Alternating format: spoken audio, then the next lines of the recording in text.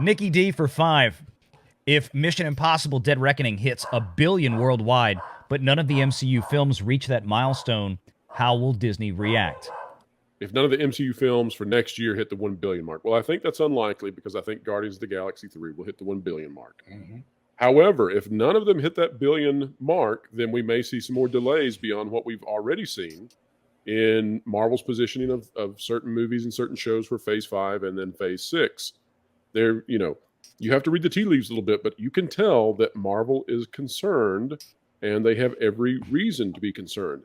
If you'll recall, when we were looking at the Nielsen ratings for all of 2022, there was something that was conspicuously missing, and that something was Disney's biggest franchises. There was no Marvel, there was no Star Wars on any of the biggest 15 shows, properties, movies in any category for Nielsen. That is a far cry from when these were not just culturally relevant, but they were the movers and shakers of culture. And this was just as recently as 2019. It really goes to show you just how far a franchise can fall if bad decisions suddenly happen. It doesn't take long to poison the goodwill well, and that's what Kevin Feige has been determined to do over the last 2 or 3 years. And so mission accomplished there, but I do think that they will have the 1 billion mark out of Guardians. However, that's still not great for them because who is the person making that $1 billion milestone for them? China. The same guy who's going to DC. James Gunn. Yeah. Exactly. Steven? So, Pro, that is a great point. You can also look at it from a normie side as well. How much talk and buzz are you hearing people going, oh my God, I can't wait for Ant-Man. I just can't wait for it. It's going to be there. You don't hear it. It's another end of the world scenario. It's the same. It's not the oversaturation. It's the fact that we're oversaturated with the same plot. This and is where Guardians, we're going next. The only reason why Guardians grabs you. Yeah, Guardians is going to grab you for one reason. The soundtrack in every one of their trailers grabs you right away. You look at Ant-Man, you're like, good. I'll watch Proud Family. I'm good. It's going to have the worst open for. So here's the thing about Guardians that's very interesting. We really criticize a lot of these major entertainment companies in how they handle women and girls, the feminine role models, feminine heroes, the feminine archetypes. We really criticize them, and they have earned every bit of it because they have decided that women should be men, except that they should take the roles of men and then get like a hand-me-down position. It's not good enough to create a new character who is female. You have to give Thor's role to her and call her female Thor, right? Yeah. Or you have to take Loki and turn somebody into girl Loki out of the multiverse, and that's the bad guy or the anti-hero. And this is over and over and over again. Sorry. But here's the thing about Guardians, and then I'll hand it over to you, Stephen. Sorry. The thing about Guardians, and this is a secret sauce that a lot of people miss. Look at Gamora. Look at Nebula. Look at Mantis. They are all unique, and they are all handled well. The sister relationship between Gamora and Nebula is phenomenal. The way that they handle those characters and their arcs is fantastic.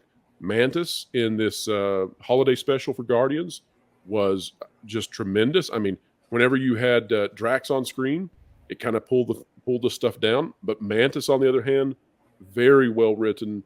People actually cared. You had the emotional connection with her, and I just think that Gunn has that capacity to create original female characters and storylines that actually matter, as opposed to saying, here's a hand-me-down. We already made a male version of this character. We'll give it to a girl.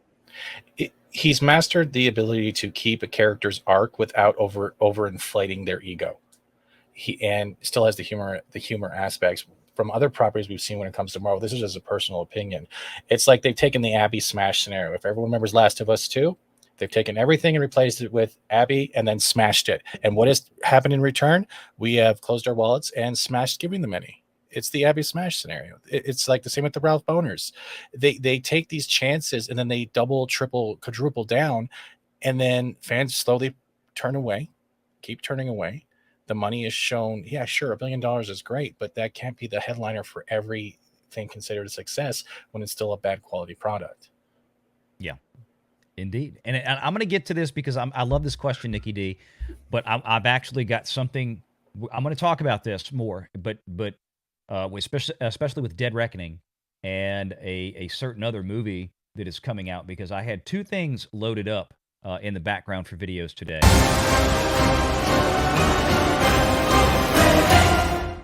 Yeah, you know where we're going with this.